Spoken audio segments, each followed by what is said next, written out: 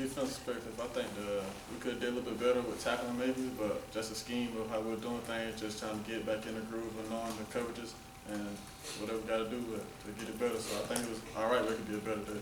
How do you feel about the performance of the secondary specifically? Because Jamel said, I mean, we gave some big runs, but that's not really maybe quite as much on us as it is maybe guys in front of us. I mean, secondary did all right. We gave up one big play to Rock on the wheel route, but other than that, I think we fed the runs really good, came down and passed when we needed to, and had our man locked on, so I think it was pretty good.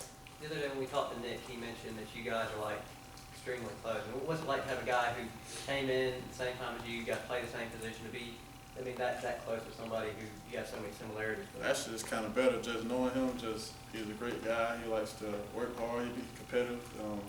Like you said, when he first came in, he was my roommate during the season in the hotel. So I mean, just getting to know him better as a player, he helps me out to help him out. So just the communication we had together, just one big. Did he talk to you stuff about like wireless technology? I don't really pay attention, but I try to give him some smart notes.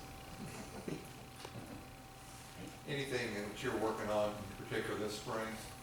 This spring I'm working on just like Rock, getting bigger and just working on my technique at safety. I know they got playing multiple positions, so I'm just trying to learn all three. I'm in the playbook a lot, just trying to get my technique at all three.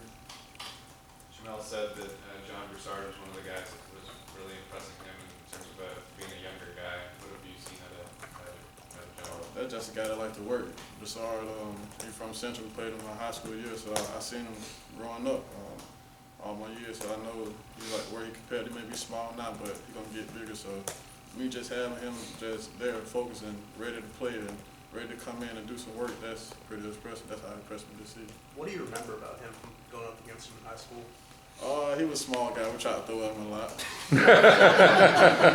But it didn't work, so I mean, he had the lockdown skills, so it didn't really work. How much have you seen him grow from, obviously you've known him for a few years now, actually being on his team? I seen him grow a lot, actually. I can never forget the first time I seen him, my coach was, I think I had got moved to quarterback that year, and I think the coach was talking about how it was a great corner, and do I know him? And I kind of know him because of all the experience he had, but I mean, just getting to know him as a player actually been the best thing that happened. He's a smart guy. He just like to work and be competitive. I mean, he was only a sophomore that year when you went up against him. He was out there playing, so I mean, that's pretty impressive. And because he was a sophomore, did you want to challenge him when you were playing quarterback that year? Oh, yes, sir. Talk about your competing for the punt return job. How's that going?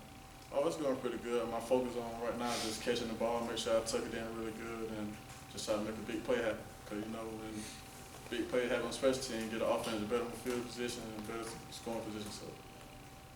Jamel Dean is a guy that had sit out last year. He's coming back from a knee injury. How's he doing back in the secondary? Oh, he's doing really good. I know the feeling about sitting out for like a year, since I ain't played like the first season of last year. So, I mean, I know how that feels. So just to come back and be competitive and want to work, that's a big thing on the secondary. What's it been like working with Coach McGriff thus far? He's a man that I don't mind working with. He always wants us to be competitive. He wants to play like robots, just play yourself, be yourself on the field and off the field. How big was it for you the way you ended last season? You got 4 straight starts. You had some really big games, like one against Georgia. I mean, like how much of your confidence is that carrying already over into this spring? I mean, they gave me big confidence just knowing. Actually, I came in with the big games, the last 3 or 4 big games, so that means they gave me boosted confidence. It boosted my confidence higher than what it was in the beginning of the season. So, I mean, I think that kind of helped me a lot.